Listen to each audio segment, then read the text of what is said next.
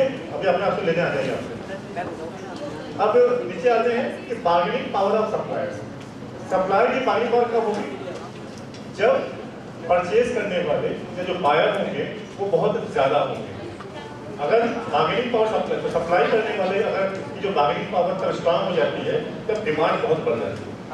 अब इसके बाद नीचे था कि rivalry among the existing competitor. अब क्या है कि आपस में जब कॉम्पिटिटिव एटमॉस्फेयर में काम ही कर रहे हैं तो मोनोपोलिस्टिक तो है नहीं। अगर मोनोपोली होती तो मेरे थोड़ा ब्रेक लेते हैं, अभी जिस तक हो जाएंगे डिस्टर्बेंस हो रहा है। बेटा प्लीज उसको कर लीजिए, हो गया। वो हर रूम में एक एक लोग खड़े हो जाएंगे, पूरा आप लोग देते रहेंगे, ठीक है? डन?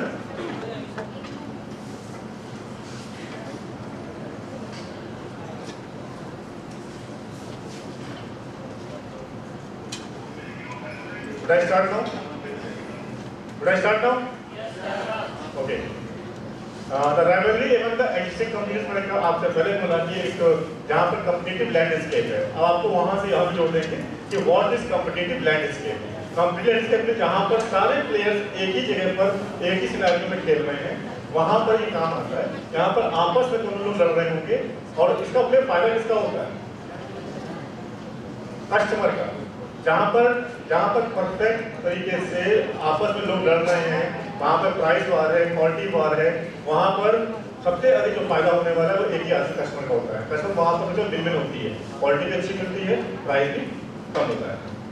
अब नेक्स्ट में आते हैं कि bargaining power of buyers, number of customers, size of each customer order, difference between the competitors, price sensitivity, buyers availability. अब बार्गेनिंग पावर ऑफ बायर्स, अब ये आप लोगों के पास क्वेश्चन है कि बार्गेनिंग पावर बायर कब अच्छा होगा?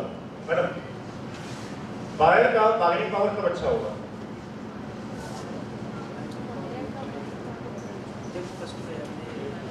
हाँ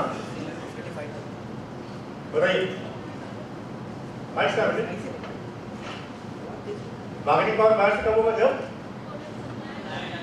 जब दोनों के बीच में अंडरस्टैंडिंग।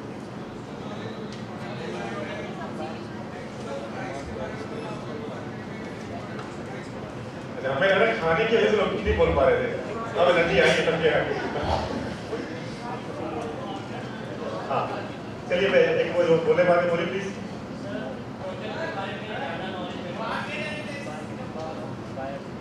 अरे आ रहे भेजते हैं आपके पास, भेजते हैं आप प्लीज।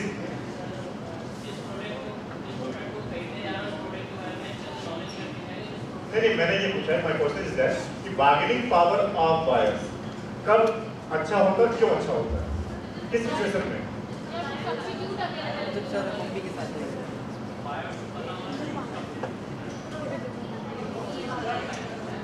बार्गेनिंग पावर तब ज्यादा होगी जब सप्लायर्स आपके पास ज्यादा होंगे, ठीक है? जहां सप्लायर्स कम हो जाएंगे वहां बायर की बार्गेनिंग पावर कम हो जाएगी। ये 3-4 बनी है। अब थ्रेड ऑफ सब्स्टिट्यूट प्रोडक्ट और सर्विसेज। अब क्या है कि जब कभी भी थ्रेड किस चीज का? सब्स्टिट्यूट होने का। अगर हम कोई काम सही से नहीं कर रहे हैं या तो हमारे पास में जो हमेशा इनोवेटिव होने का या R&D बोलते हैं डेवलपमेंट, कंपनीज को सिर्फ एक ही चीज कराती है सक्सेसफुल कंपनी को भी, कि कहीं ऐसा ना हो रिप्लेस हो जाए। आप किसी पर फ्रेंडशिप भी करते हो, डर लगा रहता है कि रिप्लेस ना हो जाए। क्यों? बिकॉज सस्टेनेबिलिटी इशू आएगा। वहां पर आप क्या करोगे? रिसर्च करते रहोगे, अपने को डेवलप करते रहोगे, एक क्रिएटिविटी होती रहेगी। तो कस्टमर जैसे मैंने कहा कि बहुत ही स्टैब्लिश कंपनी की है, जैसे कि ओला की बात करो, थम्स की बात करो, स्टैब्लिश है।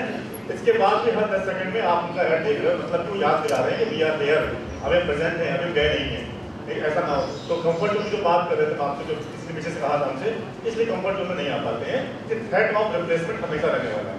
सब्स्टिट्यूशन का जो थ्रेट है वो मार्केट का सबसे बड़ा थ्रेट होता है कि जैसे ही आपने लूज किया, बेटर प्रोडक्ट मिला, तुरंत से कस्टमर किसी का सगा नहीं होता है, बड़ा बेवफा होता है, बोलते ना उसको। तो क्या मतलब है कि किसी कोई लॉयल्टी नहीं है, कस्टमर की कोई लॉयल्टी नहीं है। क्यों सर? वो आपको तुरंत बदल देगा, आपको तुरंत रिप्लेस कर देगा। आपको कुछ भी अच्छा मिला और उससे सस्ते दाम में मिल गया, रिप्लेस कर देगा। तो कस्टमर की जो लॉयल्टी है वो 0% होती है। उसको बनाए रखने के लिए हमें सिर्फ अपने कंपनी को हमेशा सिर्फ अपने को प्रूव करना होता है। ये कस्टमर की जो माइकल पोर्टर्स के जो ये 5 रूल्स थे, ये मैंने इस तरह से डिफाइन किए हैं। कोई क्वेश्चन इस पर कीजिएगा? कोई है? ठीक, नेक्स्ट प्लीज। अच्छा हाँ हाँ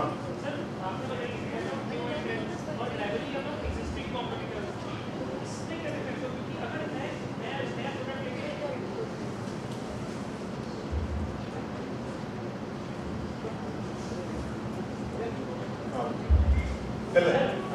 आपने भी बताया कि सेट ऑफ न्यू एंट्रेंट्स और डायरेक्टली हम एक्सिस्टिंग कॉम्पिटिटर्स, लेकिन इन दोनों में फर्क क्या है? क्योंकि अगर इन दोनों फर्क, हाँ दो बोल मैं प्रोडक्ट लेके आ रहा हूँ और मार्केट में ऑलरेडी है, तो मैं ऑलरेडी सेट भी हूँ और कॉम्पिटिटर भी हूँ। भाई हम दो तरह कर रहे होते हैं। देखो जो मार्केट में नया है हमें उसकी स्ट्रेटजी पता ही नहीं है। अगर मैं फर्स्ट स्पीकर होता इसके पहले जब कोई कभी किसी से पूछना नहीं होता तो मेरे पास एडवांटेज होता। समझ रहे किस चीज़ का कि मैं नया हूँ, मेरे पास सब कुछ नया होगा।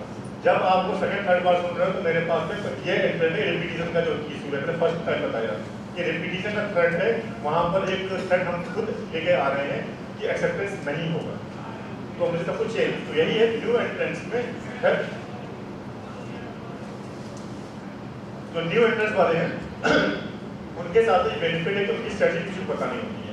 इसीलिए कभी कभी कोई जो कंपनी होती है लॉन्च बहुत अच्छे से होती है और जैसे ही जो कंप्यूटर कंपनी है उसकी स्ट्रेटजी फॉलो करती है, स्टडी करती है, तुरंत कंपनी एडवांटेज निकाल लेती है। मतलब उनकी स्ट्रेटजी फॉलो 1 2 3 6 महीने, कई कंपनी ऐसी होती हैं 6 महीने चली, साल भर चली, उसके बाद उस फिर डाउनफॉल आता है। तो न्यू एंट्रेंस इसीलिए कंपनी को समझते समझते फॉलो होती है। ये बिल्कुल उसी तरीके से है कोई और अनऑर्थोडॉक्स क्रिकेटर बैट्समैन जब आईपीएल के पहले सीजन में आ रहा है, बड़ा अच्छा खेल रहा है और नेक्स्ट सीजन में उस पर स्टडी हो चुकी होती है कि कहाँ कमजोरी है, कहाँ क्या है, तो सेकंड सीजन से फ्लॉप हो जाता है। ये वही है जो नए वाले जो एंट्रेंस है तो बिल्कुल बिना मार्केट सर्च के आ रहे हैं और इतनी अच्छी तैयारी से नहीं आ रहे होते हैं, वो फ्लॉप होते हैं उस टाइम।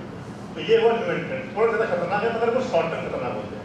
और जो ये एग्जिस्टिंग कस्टमर वाले हैं, जैसे पहली बात कर रहे थे कि वोडाफोन वाला भी है और एयरटेल भी काम कर रहे हैं, तो ये साथ साथ में काम करते हैं। तो साथ साथ में ये रोज लड़ाई करते रहते हैं। आज 1 रुपये कम होगा, उसका 20 रुपये कम हो जाएगा। ये 50-50 पैसे में खेल रहे हैं। बताओ, हम लोग कहते भी हैं कि 1 रुपये ज़्यादा क्यों लेते हैं, 279 का पैकेज है, किसी 180 का पैकेज है, लेकिन कौन सा 79 वाला। तो यहाँ पर ये जो फाइट है बहुत छोटे छोटे प्राइसेस पर होती है, 10 पैसे पर फाइट होती है।